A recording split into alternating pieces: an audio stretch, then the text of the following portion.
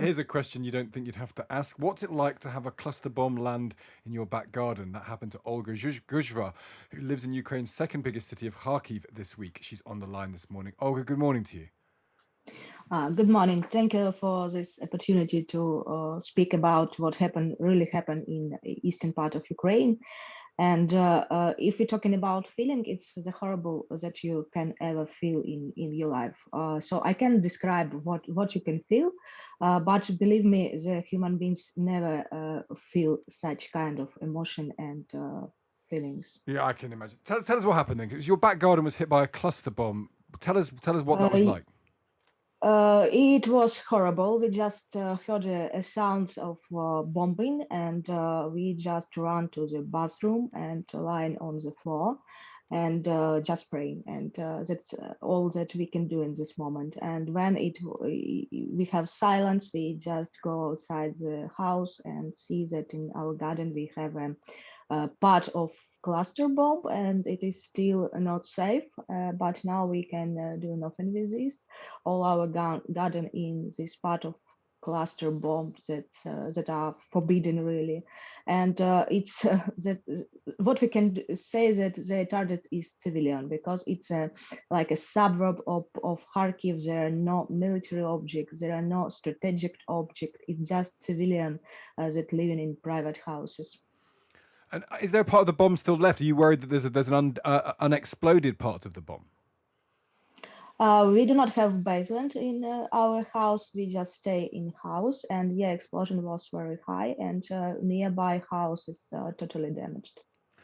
And when this air raid is happening, what do you think about dying? Do you think this could be it? How do you feel when you hear the sirens and you hear the bombs falling?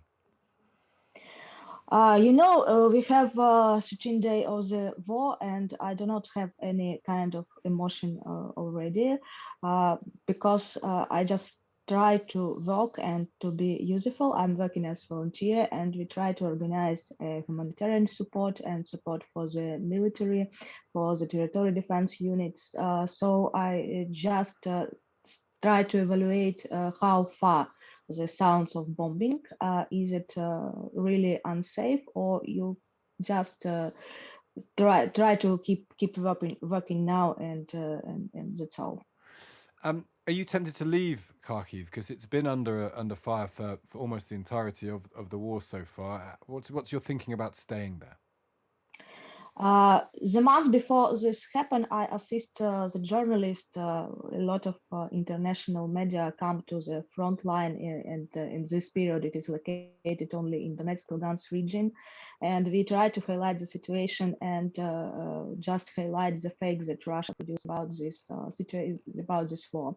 And when the war started, I was in Kiev with a group of journalists, and I helped them to evacuate from Ukraine. And in this time, I have a lot of proposal to go in any country because I'm also a scientist, I'm civil activist, and I have a good connection and run a lot of projects in many countries. But my decision to come back in Kharkiv and to be as more useful as I can here, because someone need to help with the medicine, with some military supplements, with the food, and this is my decision. I and my family stay here. And you're not going to go anywhere. Are you now here? You could have got out. You're willing to risk it. You're willing to stay there and support your city. You see, you're asking a question that we have a situation that is very dynamic. For Yeah. today, we are quite safe, but now to move, it's equal unsafe to stay. So we do not have choice now. We just stay and pray and believe that the democracy and societies that stand for democracy, for human rights, they do something and stop Putin and stop this war, because this is not only war of Ukrainian.